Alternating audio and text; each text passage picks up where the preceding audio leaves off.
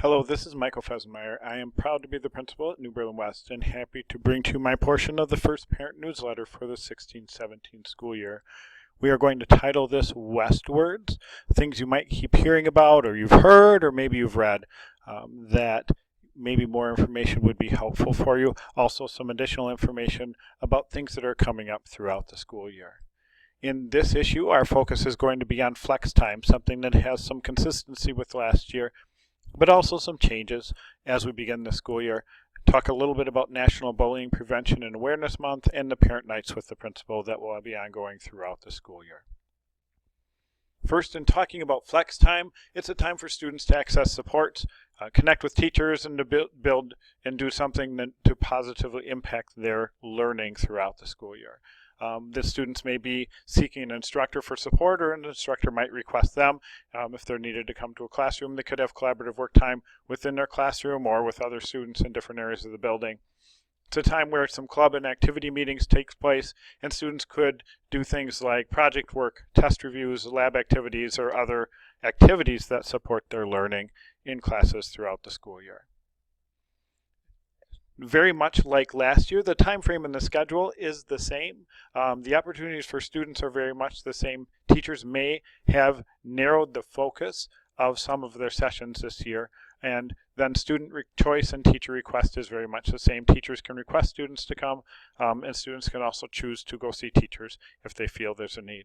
There are some differences. We have a different 7th and 8th grade structure, where teachers are requesting students who they need to see in their classroom. On the other hand, those other students are in a large group session rather than in a classroom with teachers throughout that time. So the students in the large group session may have a time for collaborative study. How students choose sessions has changed. How we take attendance has changed. So students make their session choices on Fridays for the next week. We take attendance through digital attendance, and you may have heard your students talking about using their ID card to scan into a session and mark themselves present. Our ability to know where students are is another change that we have because of our digital attendance sessions. Just a little bit about how students do choose their session, or do they, is the question. On Friday advisory, students will know if a teacher has requested to see them for the next week, and if teachers requested to see them, that's where they'll be scheduled for that day. In middle school, if students have a request to see a teacher, they should ask the teacher, and that teacher will make that adjustment for them to be able to go into that teacher's classroom and work with that teacher on that learning. Otherwise, there's a large group sessions where 7th and 8th graders have a collaborative learning time and a little bit more relaxed session. Information on all of these sessions is sent to students on email by Sunday evening, and students then will know where their sessions are for the remainder of the week. Throughout the week, they just use their ID card to scan into each session, and that marks them present for that session and the location that they're supposed to be at. If students, middle school students throughout the week, want to change session, they would make connection with their advisory teacher or their regular teacher. High school students are a little bit different in their structure, where teacher requested students are very much the same. If the student has a teacher who has requested them, that's where they would go. They don't have the ability to change that. Students can sign up for a session of their choice, so they legitimately can choose their teacher and the person that they would like to see and go and work with that teacher rather than being requested. And then there's large group areas of the Learning Commons, Fieldhouse Commons, or also a quiet study area where people could go. Information is sent in very much the same way to students each Sunday evening via email. Students will get their sessions for the next week, and then throughout the week students will attend their sessions and use their ID to check into each session.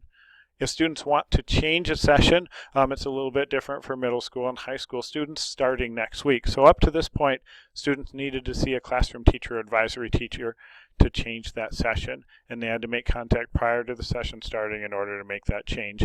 For middle school students, it's going to remain that way, yet high school students are going to be able to make that change on their own the day prior to, up to the day prior to that session. So if they've had their own requested session, they can make that adjustment. If it's a teacher requested session, that session would stay in place. Some benefits of this is really about student support, engagement, work with teachers. That's what we want this time to be used for. Students can choose those sessions, or teachers can request those sessions, so there is a little bit more choice for students in this, but teachers also can identify when they need to see students outside of their normal class time. Activity students have a chance to meet with their clubs and their organizations within a school day, knowing how busy they are outside of school. And really the big thing is knowing student locations in the building, so if a parent comes in and makes a request, we can work with that parent to know exactly where their student is throughout. And the biggest part of this really is student ownership and planning for their learning, and that's something we'll be working on throughout the year.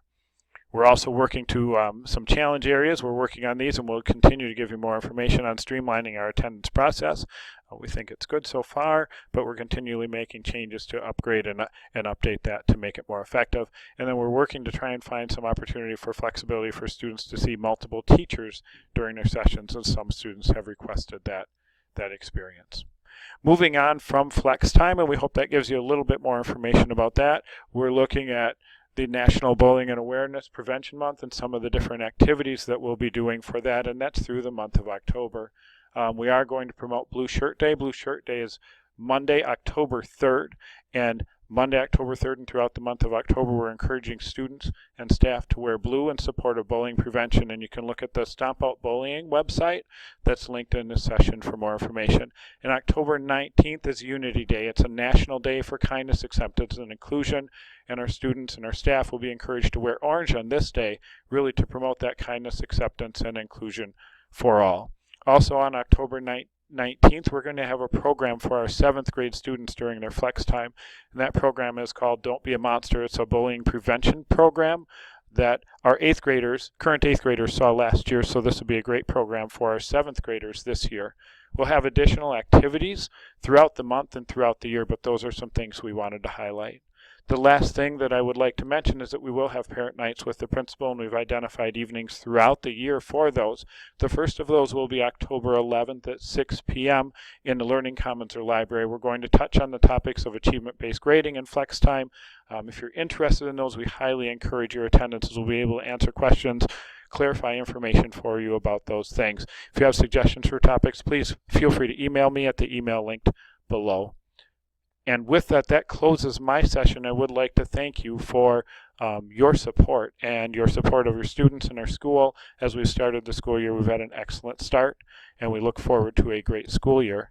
And with that, I will sign off and wish you a wonderful weekend. Thank you.